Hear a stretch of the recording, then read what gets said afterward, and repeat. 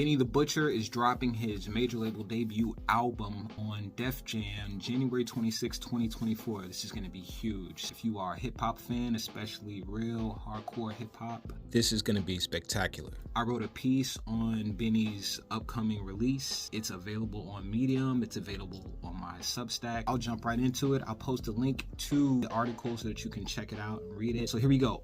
Benny the Butcher to drop major label debut album Everybody Can't Go. Buffalo hip-hop living legend and rap phenom Benny the Butcher is making major rounds on the net in anticipation of his forthcoming album Everybody Can't Go. As 1/3 of Griselda, the unrivaled divine trinity of hardcore rap, the Butch, with backing from Def Jam and Rock Nation, will release his first major label solo album on January 26, 2024. The excitement is exospheric. Benny dropped his last project, Tana Talk 4, in March of 2022. And yes, I'm still bumping Thoey's Revenge and Superplug. Alchemist is a butcher, Benny is an alchemist. The two deserve each other. The Everybody Can't Go album rollout. The rollout of a promising artist's first official album received significantly more care and attention from the artist's label. Labels know debut albums receive more scrutiny from critics and music nerds who will be heavily monitoring Everybody Can't Go's first week sales, Billboard chart tabulations, and other performance metrics. I'm one of those music nerds.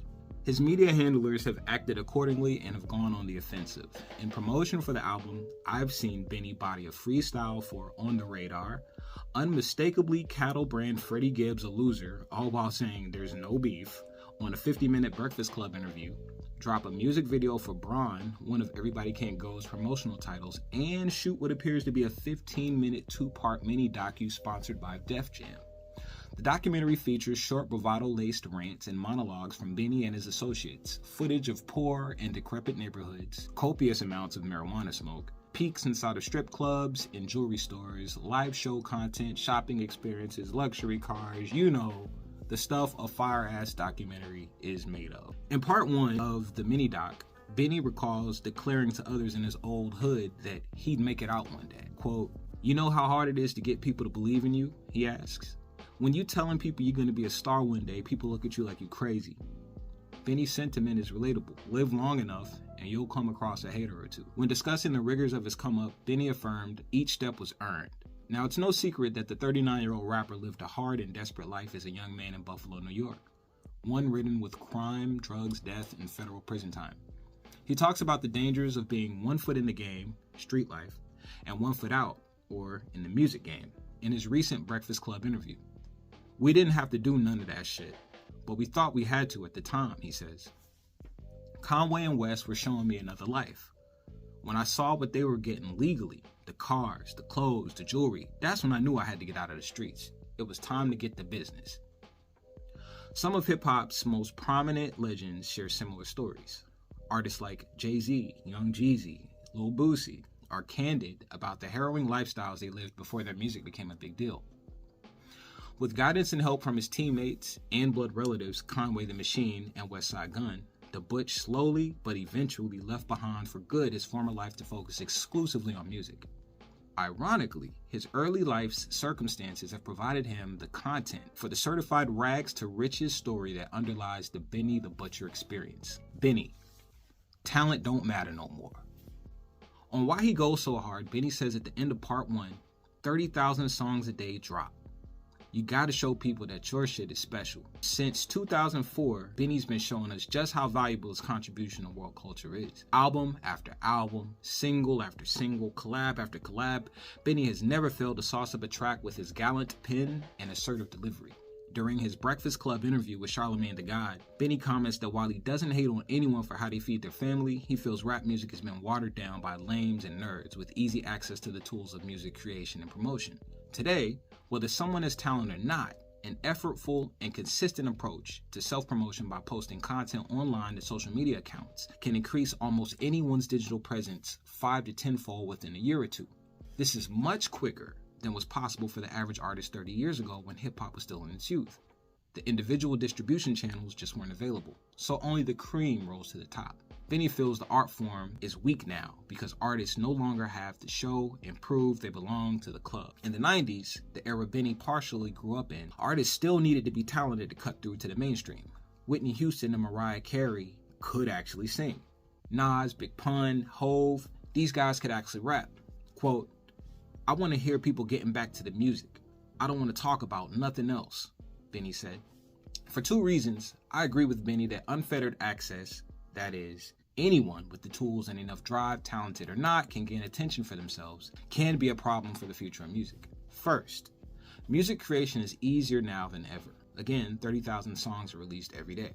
A lower bar of ingress clogs the pipeline of exposure and relevance for everyone. Not good. Secondly, social media companies are aware that artists are using their platforms to make their come up. So as a result, they regularly alter their algorithms to encourage promotional ad spending, making it difficult for struggling, talented artists to break through the noise. Without having to be exceptional, an artist, or a clown, can more easily inject themselves into mainstream conversations simply due to the ubiquity of technology. The attention untalented artists command would normally be given to talented artists committed to moving the art form further. Of course, the welcome upside of abundant individual distribution options is that artists who have talent, like Benny, Conway, and Westside Gunn, are able to get themselves noticed with their own efforts. Guess we have to take the legendary with the horrific these days. Living legend status. Benny's commitment to pushing his boundaries over a 20-year career as a rap craftsman has earned him legendary status as a rhymer with fans. His abilities command sincere respect from peers, and still, after so much success, he manages to remain artistically focused. Most artists can't define themselves outside of what they create. Others' opinions of their work influence their core identities, and when audiences don't rock with them, they struggle to produce. They lose their confidence and begin to buckle under the immense gravity of meeting expectations. Bryson Tiller, anyone? In contrast, Benny's consistent demeanor of cold certainty makes him inspirational. No matter what he's faced, the Butch has always managed to pull through, seemingly unscathed.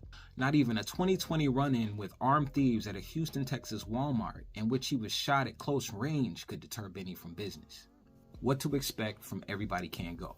Everybody Can Go will likely bang in typical Butch fashion, i.e., flawless rapping execution over exquisite instrumentals. Benny's strong points have always been his smart delivery and well-chosen instrumentals. The way he places his words over the intricacies of a beat makes you appreciate beauty, mathematics, sequence, and structure. We can count on more of this from the new album.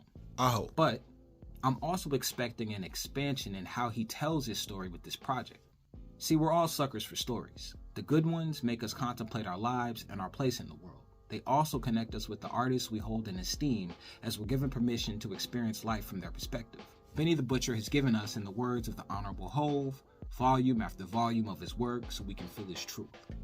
And the sheer number of volumes leads me to conclude that Benny is one of the most convincing storytellers on a mic today. After countless projects, artists can find it difficult to continue telling great stories. Andre 3000, for example, talks about having no more juice, as a rapper, in the creative tank after years of high-level creative output. This lack of creative drive makes it a struggle for an artist to create and share new material. However, the GOATs always find a way to reinvent themselves. And Benny has reinvented himself in every verse since I began listening to him in 2018. He seems never to run out of material to discuss or ways to talk about it. It appears he was born to do this. One final point.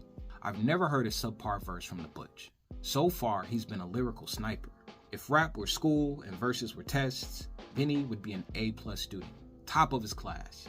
He and pre-flew Andre 3000. So I'm giving Everybody Can't Go a preliminary pass. Let's see if Benny lives up to his own legend. Thanks guys for listening. So you can find this article on my Medium page. It's on my Substack page. On Medium, you'll notice that the piece was published in The Riff, which is a great online music journal full of great writers. That's a great place to go. Again, it's The Riff. So I'll put links to all of these things. I can't wait for this album to come out. I loved Westside Gunn's last album, And Then You Pray For Me.